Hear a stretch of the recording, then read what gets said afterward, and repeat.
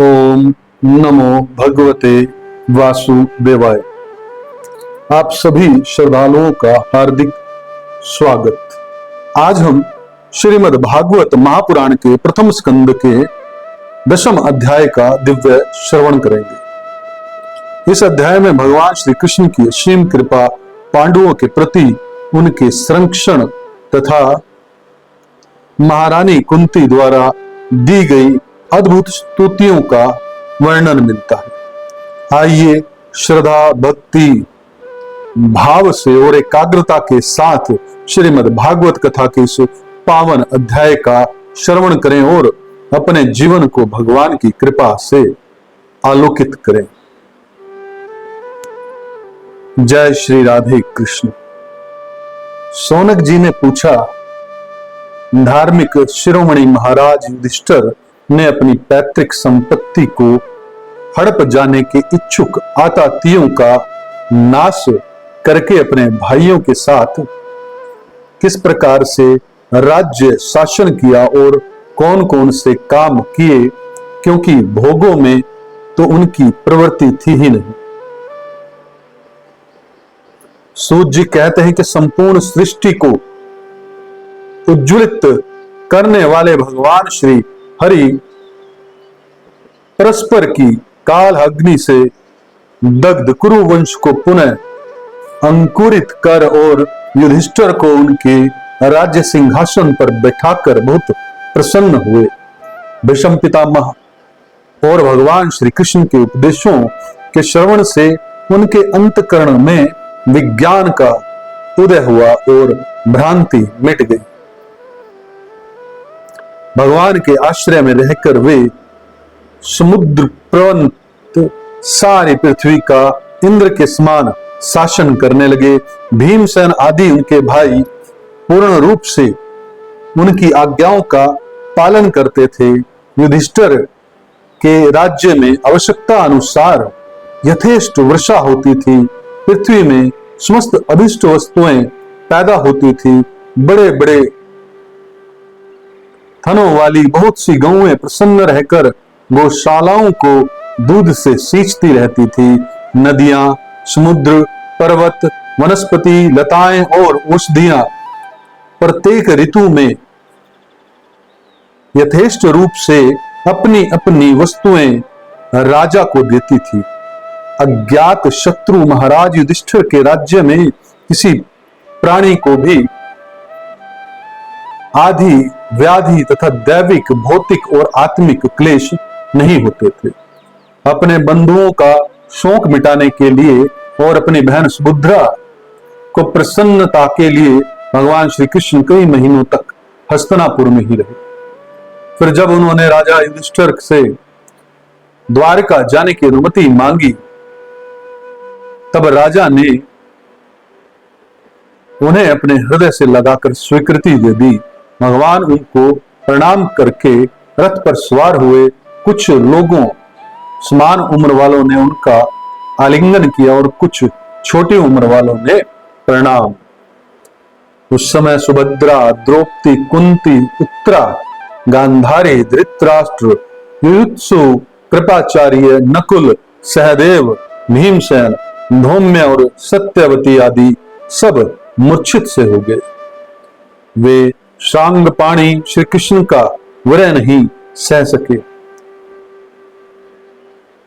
भगवत सत्य पुरुषों के शब्द से जिसका संग छूट गया है, वह विचारशील पुरुष भगवान के मधुर मनोहर सुयश को एक बार भी सुन लेने पर फिर से छोड़ने की कल्पना भी नहीं करता। उन्हीं भगवान के दर्शन तथा स्पर्श से, उनके साथ आलाप करने से तथा साथ ही साथ सोने, उठने, बैठने और भोजन करने से जिनका संपूर्ण हृदय उन्हें समर्पित हो चुका था, वे पांडव भला उनका विरह कैसे सह सकते थे। उनका चित्त द्रवित हो रहा था। वे सब निर्निमेष नेत्रों से भगवान को देखते हुए स्नेह बंधन से बंधकर जहां तहां दौड़ रहे थे।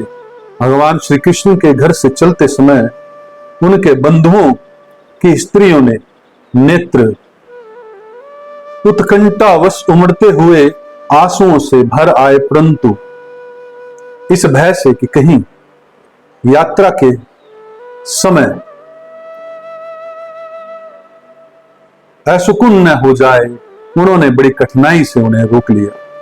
भगवान के प्रस्थान के समय मृदंग, शंख, भेरी, वीणा, ढोल, नरसिंगे, धुरुंद्री, नंगारे, घंटे और दुंदुभिया आदि बाजे बजने लगे। भगवान के दर्शन की लालसा से कुरुवंश की स्त्रियां अटारियों पर चढ़ गई और प्रेम, लज्जा एवं मुस्कान से युक्त चितवन से भगवान को देखती हुई उन पर पुष्पों की वर्षा करने लगी। उस समय भगवान के प्रिय सखा घुंघराले बालों वाले अर्जुन ने अपने प्रियतम श्री कृष्ण का वह श्वेत छत्र, जिसमें मोतियों की झालर लटक रही थी और जिसका डंडा रत्नों का बना हुआ था, अपने हाथ में ले लिया। उद्धव और सात्यकी बड़े विचित्र चंवर डुलाने लगे। मार्ग में भगवान श्री कृष्ण पर चारों ओर से पुष्पों की वर्षा हो रही थी। बहुत ही मधुर झांकी थी। जहां तहां ब्राह्मणों के दिए हुए सत्य आशीर्वाद सुनाई पड़ रहे थे। वे सगुण भगवान के तो अनुरूप ही थे, क्योंकि उनमें सब कुछ है, परंतु निर्गुण के अनुरूप नहीं थे, क्योंकि उनमें कोई प्राकृत गुण नहीं। हस्तिनापुर की कुलीन रमणिया, जिनका चित्त भगवान श्री कृष्ण में रम गया था, आपस में ऐसी बातें कर रही थी जो सबके कान और मन को आकृष्ट कर रही थी। वे आपस में कह रही थी कि सखियों, ये वे ही सनातन परम पुरुष हैं जो प्रलय के समय भी अपने अद्वितीय निर्विशेष स्वरूप में स्थित रहते हैं। उस समय सृष्टि के मूल ये तीनों गुण भी नहीं रहते। जगदात्मा ईश्वर में जीवन भी लीन हो जाते हैं। महत्व आदि समस्त शक्तियां अपने कारण अव्यक्त में सो जाती हैं। उन्होंने ही फिर अपने नाम रूप रहित स्वरूप में नाम रूप के निर्माण की इच्छा की तथा अपनी काल शक्ति से प्रेरित प्रकृति का, जो कि उनके अंशभूत जीवों को मोहित कर लेती है और सृष्टि की रचना में प्रवृत्त रहती है, अनुसरण किया और व्यवहार के लिए वेदादि शास्त्रों की रचना की। इस जगत में जिसके स्वरूप का साक्षात्कार जितेंद्रिय योगी अपने प्राणों को वश में करके भक्ति से प्रफुल्लित निर्मल हृदय में किया करते हैं, ये श्री कृष्ण वही साक्षात परब्रह्म है। वास्तव में इन्हीं की भक्ति से अंतकरण की पूर्ण शुद्धि हो सकती है, योगादि के द्वारा नहीं। सखी, वास्तव में ये वही हैं जिनकी सुंदर लीलाओं का गायन वेदों में और दूसरे गोपनीय शास्त्रों में व्यास आदि रहस्यवादी ऋषियों ने किया है। जो एक अद्वितीय ईश्वर है और अपनी लीला से जगत की सृष्टि, पालन तथा संहार करते हैं, परंतु उनमें आसक्त नहीं होते, तब तामसी बुद्धि वाले राजा अधर्म से अपना पेट पालने लगते हैं। तब यही सत्व गुण को स्वीकार कर ऐश्वर्य, सत्य, ऋतु, दया और यश प्रकट करते हैं। संसार के कल्याण के लिए युग युग में अनेकों अवतार धारण करते हैं। अहो, यह यदुवंश परम प्रशंसनीय है, क्योंकि लक्ष्मीपति पुरुषोत्तम श्री कृष्ण ने जन्म ग्रहण करके इस वंश को सम्मानित किया है। वह पवित्र मधुवन ब्रजमंडल भी अत्यंत धन्य है, जिसे इन्होंने अपने शैशव एवं किशोर अवस्था में घूम फिरकर सुशोभित किया है। बड़े हर्ष की बात है कि द्वारिका ने स्वर्ग के यश का तिरस्कार करके पृथ्वी के पवित्र यश को बढ़ाया है। क्यों न हो। वहीं की प्रजा अपने स्वामी भगवान श्री कृष्ण को जो बड़े प्रेम से मंद मंद मुस्कुराते हुए उन्हें कृपा दृष्टि से देखते हैं, निरंतर निहारती रहती है। सखी, जिनका इन्होंने पानी ग्रहण किया है, उन स्त्रियों ने अवश्य ही व्रत, स्नान, हवन आदि के द्वारा इन परमात्मा की आराधना की होगी, क्योंकि वे बार बार इनकी उस अधर सुधा का पान करती हैं, जिसके स्मरण मात्र से ही ब्रजबालाएं आनंद से मूर्छित हो जाया करती थी।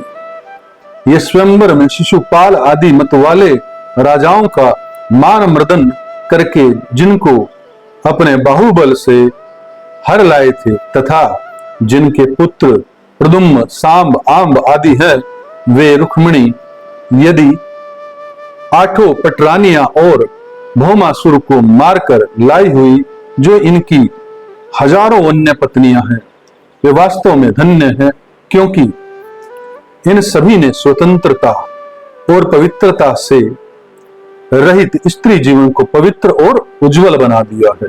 इनकी महिमा का वर्णन कोई क्या करे। इनके स्वामी साक्षात कमल नयन भगवान श्री कृष्ण हैं,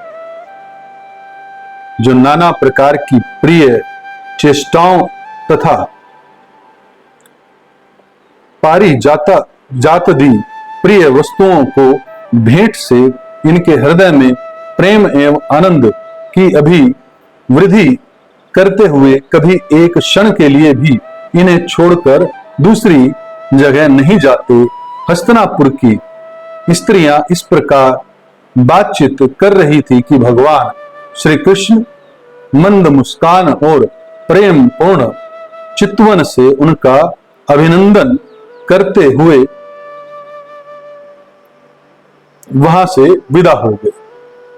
अजात शत्रु युधिष्ठिर ने भगवान श्री कृष्ण की रक्षा के लिए हाथी, घोड़े, रथ और पैदल सेना उनके साथ कर दी थी। उन्हें स्नेहवश यह शंका हो आई थी कि कहीं रास्ते में शत्रु इन पर आक्रमण न कर दे।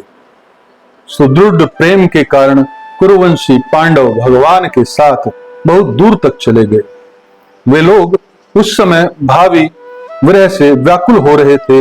भगवान श्री कृष्ण उन्हें बहुत आग्रह करके विदा किया और सात्यकी, उद्धव आदि प्रेमी मित्रों के साथ द्वारका की यात्रा की। शौनक जी वे क्रमंजल, पंजाल, सूरसेन, यमुना के तटवर्ती प्रदेश, ब्रह्मावर्त, कुरुक्षेत्र, मत्स्य, सारस्वत और मरुधन्व देश को पार करके सोवीर और आभीर देश के पश्चिम अनर्त देश में आए। उस समय अधिक चलने के कारण भगवान के रथ के घोड़े कुछ थक से गए थे। मार्ग में स्थान स्थान पर लोग उपहार आदि के द्वारा भगवान का सम्मान करते। सायंकाल होने पर वे रथ पर से भूमि पर उतर जाते और जलाशय पर जाकर संध्या वंदन करते। यह उनकी नित्य चर्या थी। आज हमने श्रीमद् भागवत महापुराण के प्रथम स्कंद 10वें अध्याय का पावन श्रवण किया। महारानी कुंती की प्रार्थनाएं हमें सिखाती हैं कि सुख और दुख दोनों परिस्थितियों में भगवान का स्मरण ही जीवन का सबसे बड़ा आधार है। जब मनुष्य स्वयं को भगवान की शरण में समर्पित करता है, तब उसका जीवन दिव्य कृपा से भर जाता है। यदि आपको यह पाठ और इसका संदेश अच्छा लगा हो, तो इसे अधिक से अधिक भक्तों तक पहुंचाएं, ताकि वे भी श्रीमद् भागवत महापुराण के अमृत का लाभ प्राप्त कर सके। हरे कृष्ण कृष्ण कृष्ण हरे हरे, हरे राम राम राम हरे हरे। जय श्री मद् भागवत महापुराण। जय श्री राधे कृष्ण।